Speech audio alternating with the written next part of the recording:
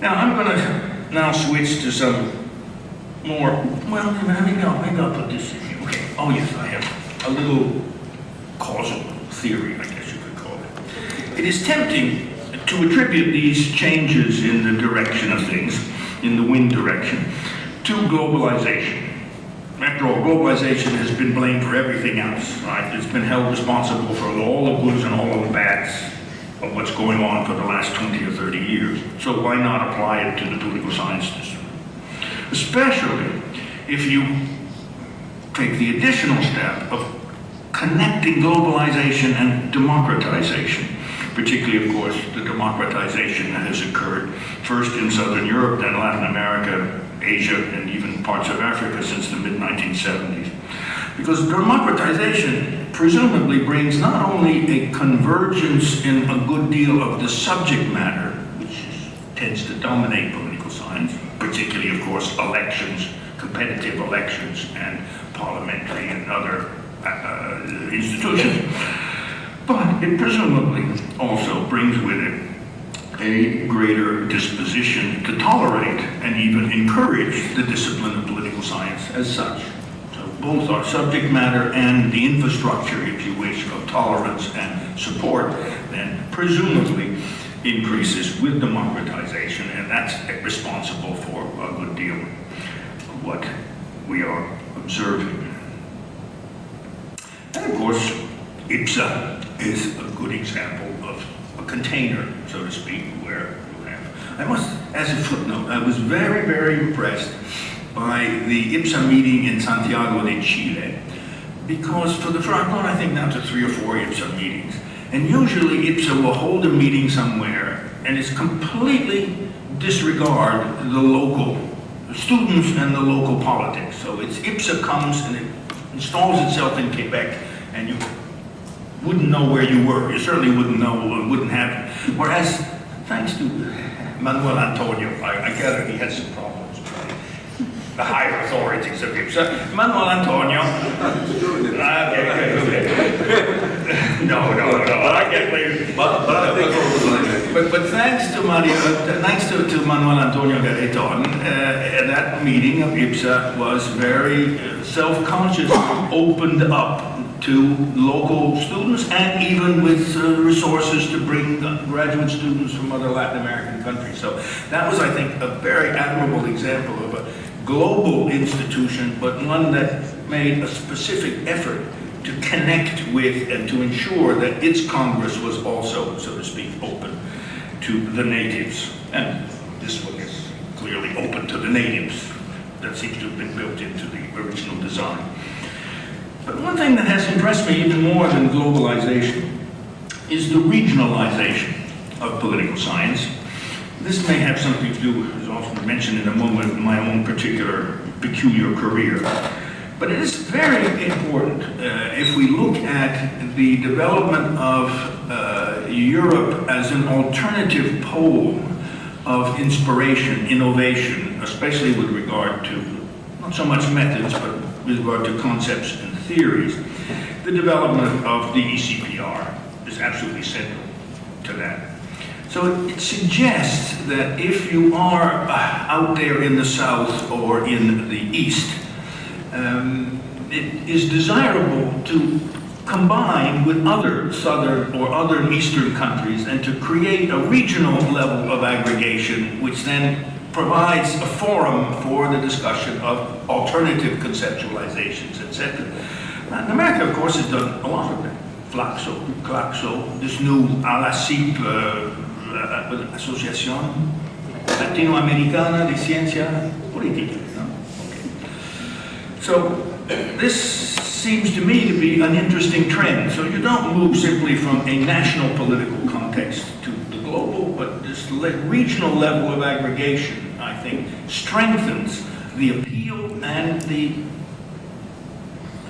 originality, innovation of these experiences.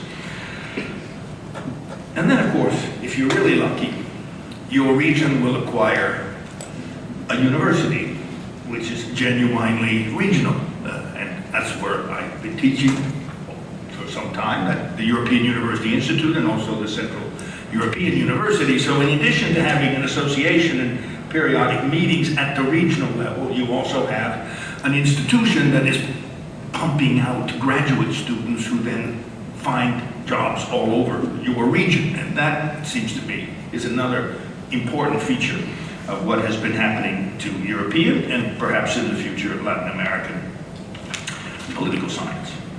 Now, I just want to say a few things about the more personal reflections on this East-South, North-West business. My career as a political scientist has hardly been typical, but it may become prototypical.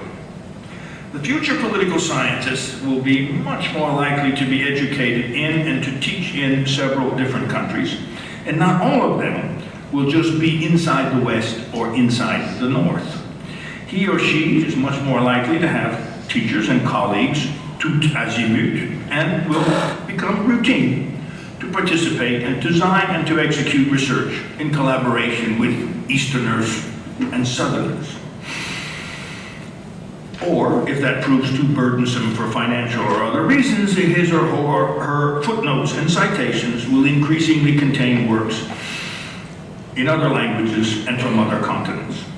Even more important, there's a likelihood that he or she will work routinely with assumptions, concepts, theories, methods derived from other, even quite exotic political directions.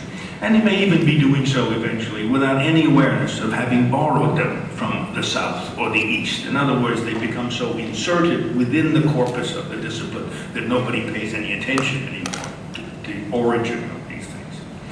Now, quite accidentally, I found myself involved in this business of shifting wind directions. And I'll reflect on that for a minute.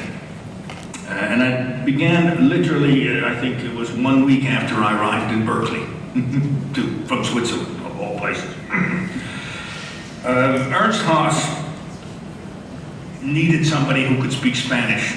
And I knew nothing about his work, and I knew nothing about regional integration, but he needed somebody who could speak Spanish. And he sent me off the following summer. And he sort of made me take his course on regional integration, and I became a neo-functionalist.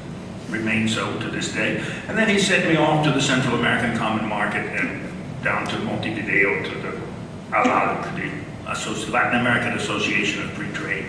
And my objective was to try to discover, to use his very Eurocentric neo-functionalist approach to regional integration to see what it would look like, how it would work in Central America and in South America, although ALAC had Mexico as a member, which was really strange because Mexico had virtually no trade with us. Okay. Needless to say, I ended up concluding that the European Eurocentric theory was not very applicable, and that in fact the actors involved were rather different, and even the motives in the regional integration movement were quite different than those in Europe. But I point out that without that theory, I might not have captured those differences if I had simply gone down with a theory already tailor-made for the South, so to speak.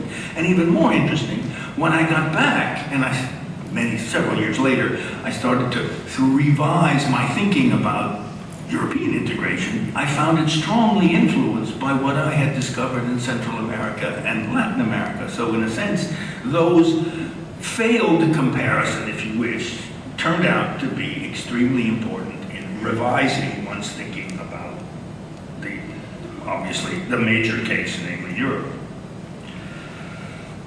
Next, when I started work on my research on Brazil and in interest politics, I became very interested in what I think was probably the first and most important transfer of political science concepts from the South to the North and to the West, and namely a dependency theory. And I used a number of concepts from dependency theory, and they seemed to me to be very central to understanding why it is that Brazil had a very different kind of system of interest politics than you would have expected.